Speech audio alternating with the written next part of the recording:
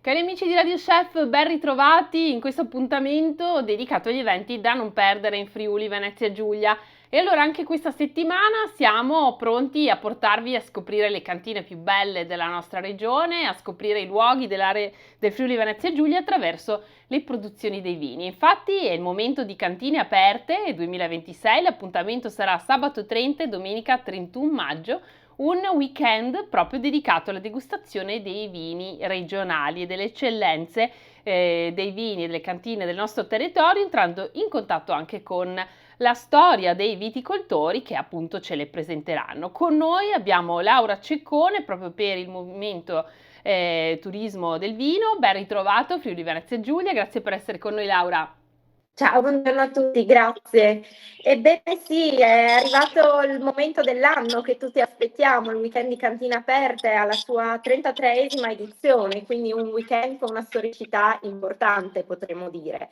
E quest'anno siamo molto felici perché ben 84 realtà apriranno le loro porte, non solo cantine, infatti, è la novità 2026, ma con noi si sono unite 2 distillerie.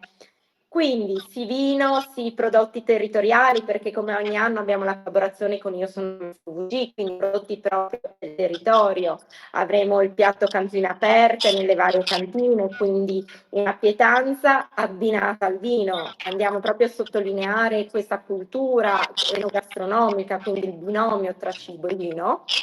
E non mancheranno anche gli eventi a tavola col vignaiolo, quindi cene e pranzi dove il vignaiolo sarà al tavolo appunto col pubblico e racconterà tutto l'abbinamento dei vini. Quindi il tempo sembrerebbe dalla nostra parte, un bel ponte da passare nelle cantine e nelle distillerie appunto perché ogni anno abbiamo cose nuove. Eh sì, è vero, assolutamente, anche un bel weekend lungo, poi è esplosa anche l'estate, tra l'altro ci saranno ad accompagnare queste degustazioni anche tantissime iniziative organizzate dalle cantine, tra cene, eventi, la cena col vignaiolo, il piatto cantine aperte, la possibilità di pernottare ad esempio e molto molto altro da scoprire.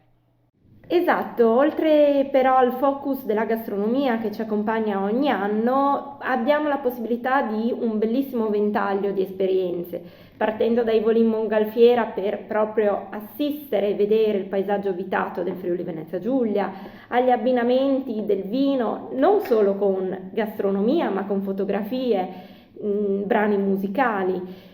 Abbiamo l'indovino, quindi degustazione alla cieca, dove mettiamo proprio alla prova il nostro pubblico con le proprie intuizioni. E poi quest'anno non mancherà il kit cantine aperte, quindi la tracolla, il calice e il wine pass che dà diritto a una degustazione, un calice in omaggio in ogni cantina.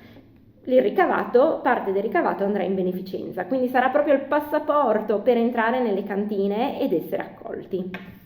Grazie Laura, allora non ci perderemo anche questa nuova edizione di Cantine Aperte, lo ricordo, sabato 30 e domenica 31 maggio. Le iniziative saranno veramente moltissime, il sito è mtvfriulivg.it, il sito del Movimento Turismo del Friuli, del Vino del Friuli Venezia Giulia, per Cantine Aperte e tutte le iniziative. Trovate sia l'elenco appunto degli eventi, l'elenco delle cantine, dove potete prenotare il piatto Cantine Aperte a tavola col vignaiolo, tutte le informazioni, ma trovate anche tutto sul sito di turismofvg.it. E allora è tutto per questo appuntamento con Radio Chef che vi porta in giro per il Friuli Venezia Giulia e ci ritroviamo domani sempre alle 12:30 con Radio Chef. Ciao a tutti!